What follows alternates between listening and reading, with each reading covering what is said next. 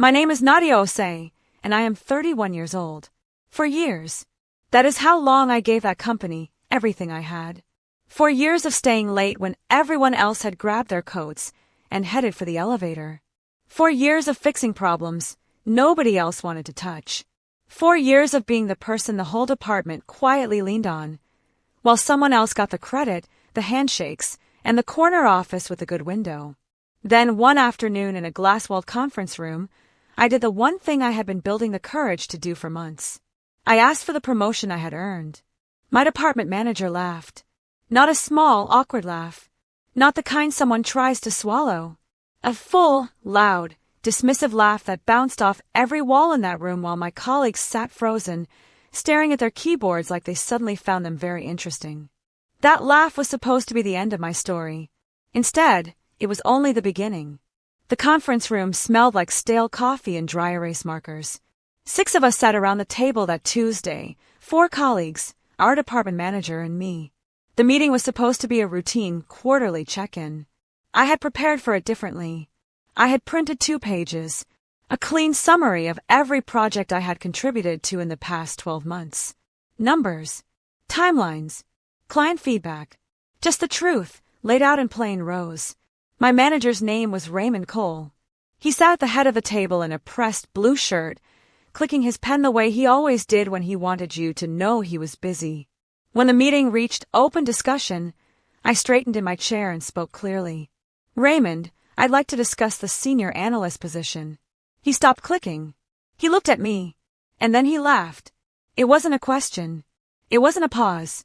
It was immediate and open, as if the idea of me asking was so far outside what he expected that his body responded before his brain could catch up.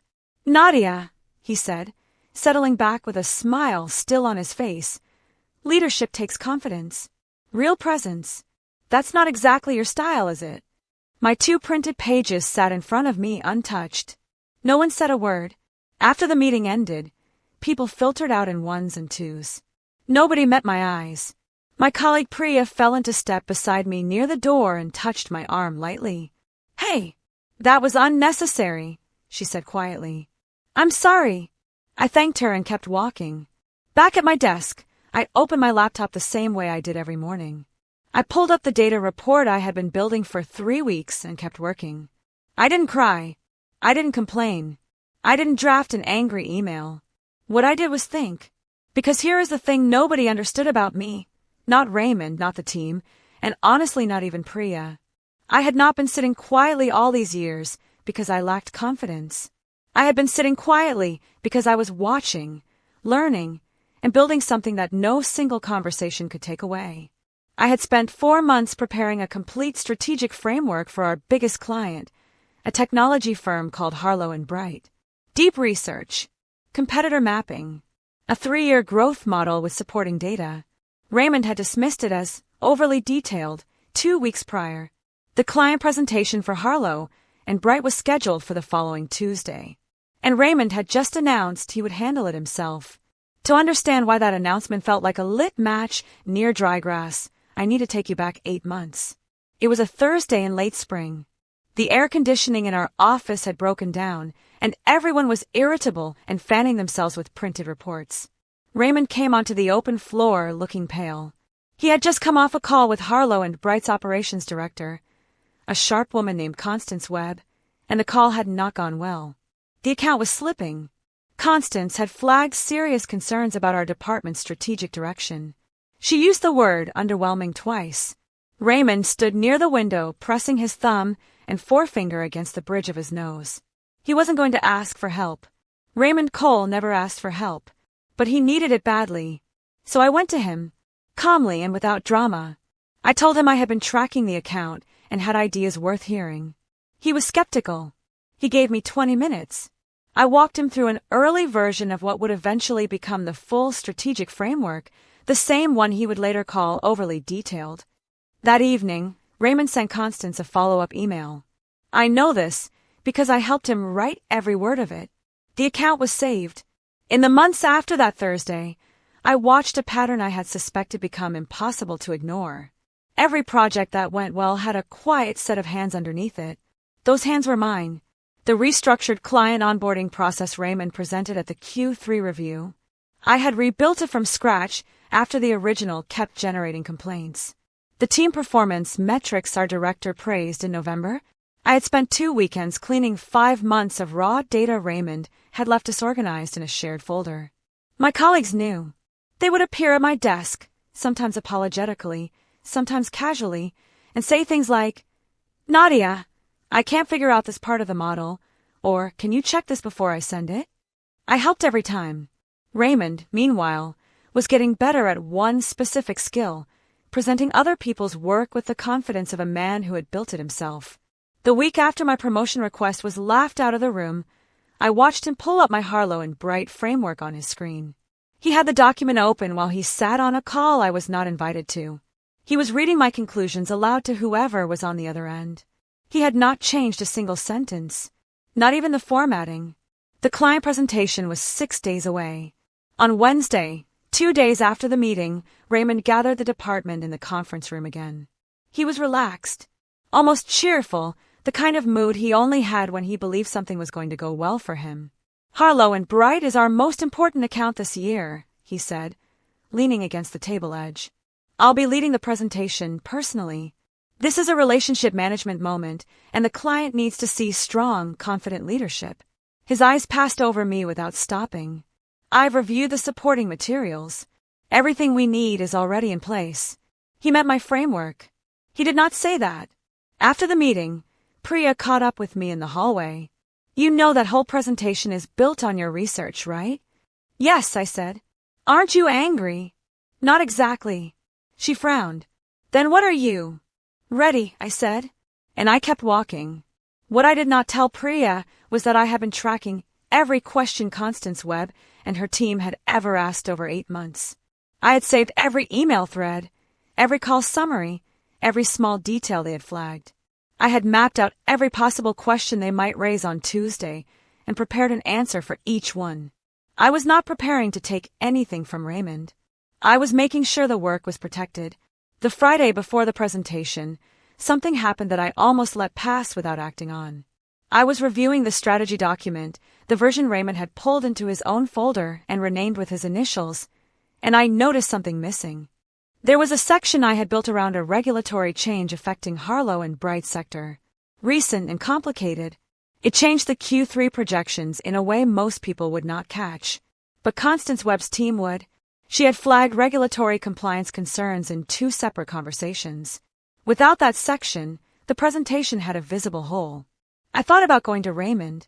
I drafted a message twice and deleted it both times. Because every time I had raised a concern, he had either dismissed it or later presented it as his own insight. So instead, I opened the backup folder I had been maintaining for 2 years. I made sure every file was complete, every section current, every reference properly cited. Then I saved a clean copy of the full presentation, including the missing regulatory section, directly to my own work drive. I did not tell anyone. I just made sure the work was whole. Just in case. Monday arrived like a held breath. Our director, a composed woman named Sylvia Addo, called a brief internal meeting in the morning. She reminded the team what was at stake. Harlow and Bright represented nearly 18% of the department's annual revenue. If the presentation went well, and the contract was renewed at the rate Raymond had been pitching, it would be the largest single renewal in the department's history. "The client is bringing their full senior team," Sylvia said. Her tone was even, but her eyes moved carefully around the room. Their CFO, their operations director, and their newly appointed chief strategy officer. "This is not a formality. They are evaluating us." Raymond sat at the corner of the table, nodding with his arms folded. The picture of composure. "I've prepared extensively," he said. "The team can feel confident." I watched Sylvia look at him for just a half-second longer than necessary. I had worked with Sylvia long enough to know what that look meant. She was not entirely convinced, but she said nothing further.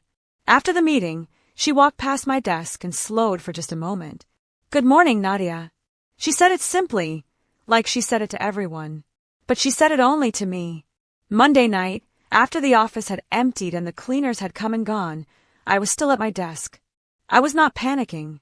There was no frantic energy in what I was doing. It was focused and deliberate, the same way I had approached every major piece of work for 4 years. I went through the full framework one more time, section by section. I cross-referenced the financial models against the most recent data for Harlow and Bright sector. I updated 2 figures that had shifted slightly in the past week. I rehearsed answers to the 12 most likely questions in my head, then wrote brief notes for each one in a small notepad I kept in my bag. At 9:15, my phone buzzed. A message from the team group chat. Raymond had sent a message to everyone. All set for tomorrow. Deck is locked and ready. Let's show them what we're made of. I looked at the message for a moment. Then I put my phone face down and kept working. At 10:45, I packed my bag and turned off my desk lamp. On my way out, I passed Raymond's office. His computer was off. His chair was pushed in neatly. He had gone home hours ago. I walked to the elevator and pressed the ground floor button. I was ready. I did not sleep easily that night. Not because I was afraid, but because I kept returning to a conversation I had with Priya 3 months earlier. We had been working late together, and somewhere around 8 o'clock she had said something that stuck with me. You know the whole department runs on you, right? Not in an exaggerating way. In a real way. I had laughed it off, told her she was being kind. But that night, lying in the dark, I let myself really hear it. For years. Every process improvement that saved the team time. Every client crisis quietly resolved before it became public. Every report cleaned up. Every model rebuilt. Every gap filled without complaint. I thought about the 2 pages I had printed before the promotion meeting. The ones Raymond never glanced at. I thought about his laugh. And then, just before I fell asleep, my phone lit up. A message from Raymond to the full team, sent at 11:43 at night. Everything is handled. See everyone in the morning. 11:43. Late enough to mean he had not been as prepared as he pretended. I set my phone down and closed my eyes. Tuesday morning. 8:45. The large conference room on the 4th floor, the one with the video call screen that covered half the wall, was filling up. Sylvia arrived early and stood near the window reviewing her notes. 2 of our company's senior executives, Director of Operations Carl Mensa and Chief Revenue Officer Donna Ibe, were seated at the far end of the table with their own folders open.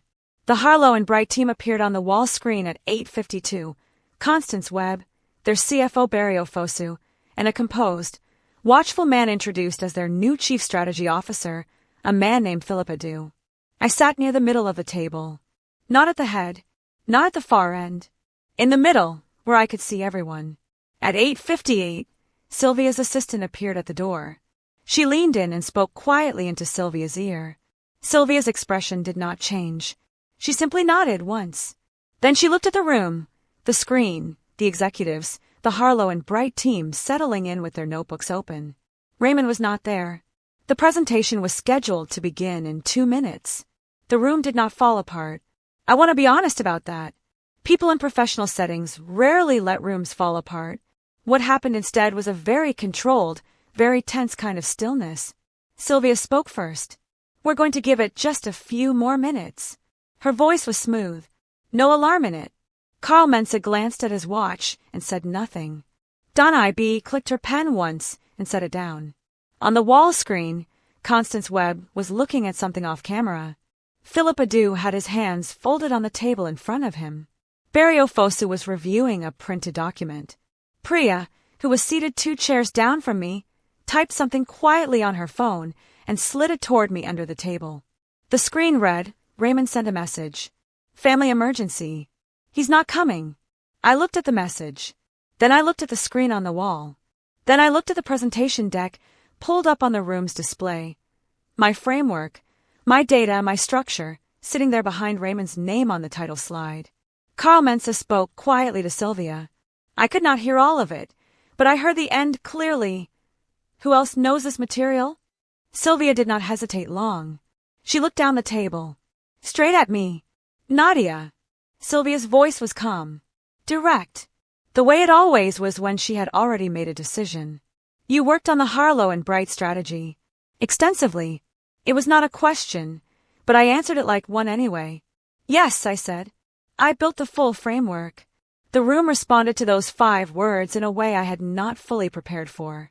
Not with noise, with attention. The kind of attention that shifts the air in a space. Carl Mensa looked at me, directly for the first time. Donna IB, who I had worked near for 4 years without ever receiving more than a polite nod, turned in her chair to face me. On the screen, Constance Webb had turned her attention back to the room. Philip Adu unfolded his hands. Barrio Fossa leaned slightly forward. Could we get started? We have a hard stop at 11. Sylvia looked at me one more time. A single, steady look that asked only one thing. Are you ready? I pulled my notepad from my bag. I looked at the presentation on the screen. And I felt something settle inside me. Not excitement, not nerves. Something steadier than either of those things. I stood up. Good morning, I said clearly. My name is Nadia Osei. I'm the analyst who designed the strategy. Let's get started. I opened the presentation on the 3rd slide, not the 1st. I skipped the cover deliberately because Constance's team had seen those opening slides 100 times. What they needed immediately was to know the person in front of them understood their business. I started with Harlow and Bright's specific situation, their market position, the pressure from 2 emerging competitors, the window of opportunity they had in the next 18 months if they moved carefully. I spoke without reading from the screen. I had spent enough time with this material that it lived in my head the way a familiar route lives in your body. You don't think about the turns, you just take them. I watched the room as I spoke. Priya was very still. Carl Mensa had opened his folder but was not looking at it. On the screen, Constance Webb was writing in her notebook. When I reached the regulatory section, I paused. I want to spend extra time here. This part has the most impact on your Q3 and Q4 projections, and it's easy to miss if you're not tracking recent compliance updates. Philip Adu looked up. That's exactly the area we wanted to discuss today. I know, I said. I thought you might. The questions came fast once Constance's team settled in. Barrio Fossa went first. He had a blunt, efficient way of asking. No preamble, no softening. Walk me through how you stress-tested the revenue model in year 3. What assumptions did you use for market contraction? I walked him through every variable, every scenario I had modeled. I had run 4 versions of the 3rd-year projection, conservative, moderate, optimistic, and what I privately called the rough road version, where 3 separate things went wrong at once. Barry wrote something down. You modeled a simultaneous decline scenario. Yes, I said. I thought it was more useful for your planning team to see the floor, not just the ceiling. He nodded slowly. Philip Adu asked about implementation sequencing, why I had recommended delaying 1 phase until Q2 instead of launching everything in Q1. I explained the dependency chain. One piece of the plan relied on a partnership not yet formalized. Pushing ahead without it would create friction that would cost more to fix than to avoid. He looked at the slide, then at me. That's the right call, he said quietly. Carl Mensa and Donna IB exchanged a glance. I kept going. Somewhere around the halfway point, the mood in the room completed its shift. I had felt it happening gradually, the way a tide moves. Not one large wave, just the slow, steady change of what the water is doing. By the time I was walking Constance's team through the competitive positioning section, the executives had stopped looking at their folders. They were watching me. Carl Mensa asked a clarifying question, a good one, the kind that shows someone is genuinely engaged. I answered it fully and followed up with a connected point I had not planned to raise. That's actually why I structure the partnership tier this way, I said, moving to a slide, showing long-term account value under different scenarios. If Harlow and Bright moves within this window, the compounding effect over 3 years is significant. Constance Webb set her pen down and looked at the slide for a long moment. Who designed this model? She asked. The room went quiet. Not awkwardly, deliberately. The kind of quiet that forms when everyone knows the answer and is waiting for it to be said out loud. Donna IB spoke before I could. Nadia did, she said, simply and clearly. This is her work. Constance Webb looked at me steadily. All of it? She asked. Yes, I said. The research framework, the financial models, the competitive mapping, the regulatory analysis, the implementation timeline. All of it. Constance's expression did not give away much. She was not the kind of person who broadcast what she was thinking. But she held my gaze for a long moment before she spoke. We've been working with this department for 4 years. I've sat through a number of presentations. I want to be direct. This is the most thorough, most accurate, and most practically useful strategy we have seen from your team in that entire time." The silence that followed had weight to it, the kind of weight that comes right before something changes. Carl Mensa cleared his throat. "Nadia, walk us through the partnership integration section one more time." I turned back to the screen. Every detail clean. Every connection explained. From the corner of my eye, Donna IB opened her notebook to a fresh page and began writing. Philip Adu turned to Constance. "I'd like to continue this conversation beyond today." Constance nodded. Then she looked directly at me. "We'd like you to remain the primary point of contact going forward," she said. At 10:42, the meeting adjourned. The Harlow and Bright team went off screen. The executives and I stayed behind while Priya and the other 2 colleagues quietly gathered their things. At 10:49, Raymond Cole sent a message to the department group chat. "Really sorry, everyone. Family situation came up suddenly. Hope the meeting went okay. We'll catch up on everything this afternoon." Sylvia, who was still in the room, read the message on her phone. She said nothing. She simply set her phone face down on the table. Carl Mensa looked at her. "What exactly was Raymond's role in building this material?" he asked. The question was straightforward, matter of fact, the kind of question that only needs an honest answer. Sylvia paused for a moment.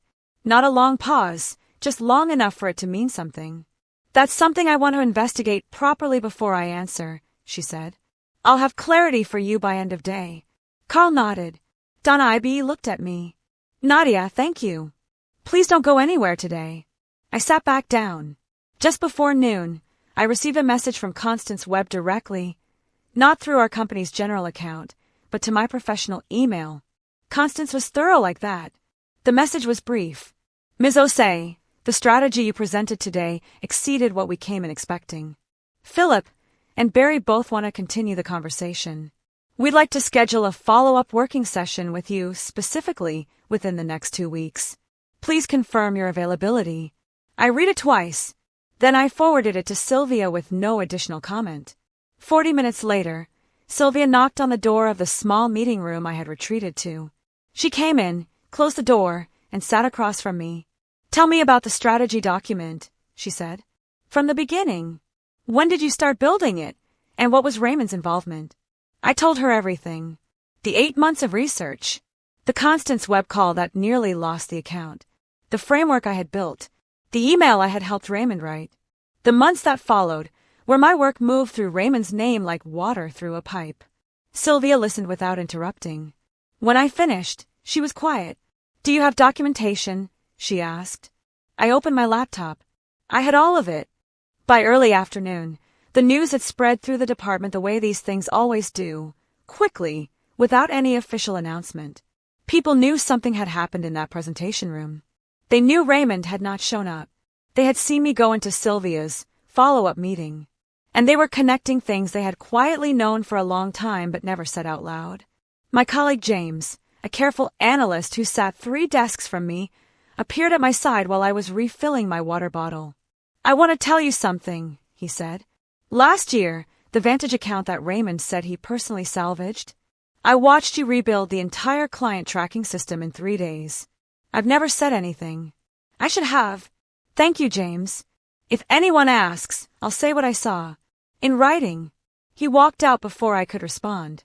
Back at my desk, I found 2 similar messages waiting, one from Priya, one from a member of the data team I only knew from a brief email exchange 18 months back. Both said versions of the same thing. They had seen. They knew. And they were ready to say so. Raymond arrived at the office at 2:15. He walked in with the energy of a person hoping things would turn out less bad than he suspected. His tie was slightly off-center. He had a coffee in his hand that he was gripping too tightly. He made it to his office doorway before Carl Mensa appeared from the hall and said, calmly, "Raymond. Conference room 2. Now." I was not in that meeting. But conference room 2 had a glass wall facing the hallway, and I could see it from my desk if I angled my chair slightly. I did not stare, but I could see enough. Carl sat at the head of the table. Donna IB was there. Sylvia was there. Within the first few minutes I could see from the way Raymond's posture changed, the small collapse in his shoulders, hands moving from the table to his lap, that the conversation was not going the way he had hoped. At one point, someone slid a printed document across the table toward him. He looked at it for a long time. He did not push it back. Priya appeared next to me quietly, pretending to review something on her screen. "How are you doing?" she asked softly. "I'm fine," I said. And for the first time in a long time, I completely meant it. The meeting in conference room 2 lasted 40 minutes. When it ended, Raymond walked out first. He moved quickly, not quite running, but close, down the hallway and into his office. The door closed firmly behind him. Carl and Donna walked out together. Carl paused, said something to Sylvia in a low voice, and they separated. Donna glanced in my direction. Not pointed, not dramatic, just the look of someone who has confirmed what they needed to confirm. Sylvia came to find me 20 minutes later. The Harlow and Bright framework, the Vantage account recovery, the Q3 reporting structure, the onboarding redesign, all of it traces back to your work.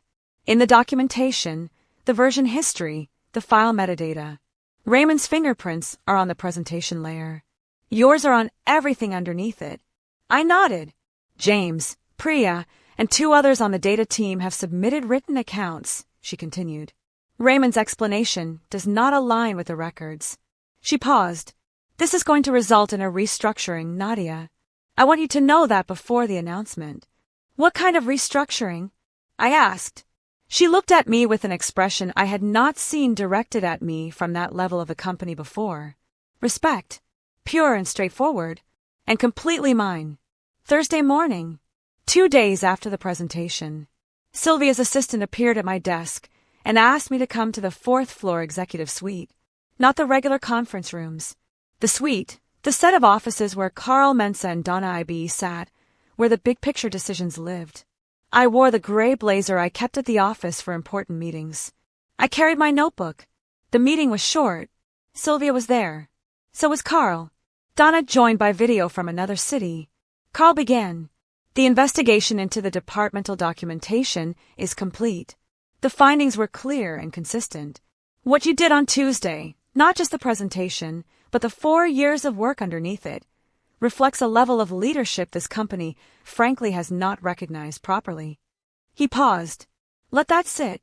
Constance Webb sent a formal note of commendation to our executive team yesterday. She specifically named you. She called the strategy the clearest and most strategically sound work we have seen from any partner firm this year. Donna's voice came through the screen. We've also received a request from Harlow and Bright's board-level team to expand the partnership. They want to work with you directly on a new project scope. I kept my face calm, my hand steady in my lap. Carl looked at me. We'd like to discuss a new role. I thought about the laugh. I thought about it sitting in that 4th floor room, listening to Carl outline the new position, senior strategy lead, department-wide scope, direct reporting line to Sylvia. A title that matched what I had been doing for 4 years, except now it would be official, compensated correctly, and attached to my name on every document going forward. I thought about the conference room from the promotion meeting. 6 of us around the table. My 2 printed pages Raymond never read. That laugh filling all the space in the room. People think the moment of dismissal is the most damaging one. And it hurts. I am not pretending otherwise. It lived in my chest for days. But sitting in that suite, I understood something I had not fully grasped before. The laugh had made me stop waiting for recognition and go back to doing what I did best. It pushed me to prepare so thoroughly that when the room turned to me, I had not almost everything. I had everything. Raymond's dismissal made me sharper. His absence made me visible. His laugh had, without either of us understanding it, set everything that followed into motion. Carl slid a document across the table. My name was at the top. Read it tonight, he said. Come back tomorrow. Friday morning. I walked in at 8:15. Sylvia had sent a brief all-team message the evening before. A short meeting at 8:30 to discuss departmental changes. Attendance required. By 8:28, everyone was in the main conference room. The same one where quarterly check-ins happened. The one where 6 days ago I had asked for a promotion and been laughed out of my own request. Sylvia stood at the front. Carl Mensa stood slightly to the side, unusual enough that the room was paying close attention before she even spoke. She announced the restructuring plainly. Raymond Cole had resigned, effective immediately. The senior strategy lead position had been created and filled. She said my name. The room went still. And then James started clapping. Just James at first. Then Priya. Then the 2 data team members who had submitted written accounts on my behalf. Then everyone else, one by one. Not loud or dramatic. Honest. The kind of applause that comes from people relieve the right thing finally happened. I stood at the front of that room and looked at the faces of colleagues I had quietly supported for 4 years. This was no longer someone else's department that I was holding up from underneath. It was mine to lead. 2 weeks later, I was at my new desk, closer to the window with better light, when a message came in from Constance Webb. Looking forward to the working session next week. Philip has been reviewing your expanded proposal. He has questions. Good ones. The kind that mean we're taking this seriously. I read it and smiled. I thought about the 4 years of early mornings and late evenings. The projects fixed without credit. The gaps filled without announcement. The 2 printed pages Raymond never read. And I thought about the laugh. Here is what I know now. People who dismiss you are counting on you to believe them. They want the laugh to land like a verdict. A locked door. But a laugh is only a sound. It only becomes a verdict if you let it. I did not let it. I went back to my desk and kept building, until what I had built was so thorough, so undeniable, that when the room turned and asked who was responsible, there was only one honest answer. The promotion was not the real victory. The real victory was the moment I stopped needing Raymond's approval to know my own worth. The truth is patient, and it always finds the light. My name is Nadia Osei. I am 31 years old, and I have never laughed so quietly or so completely in my entire life.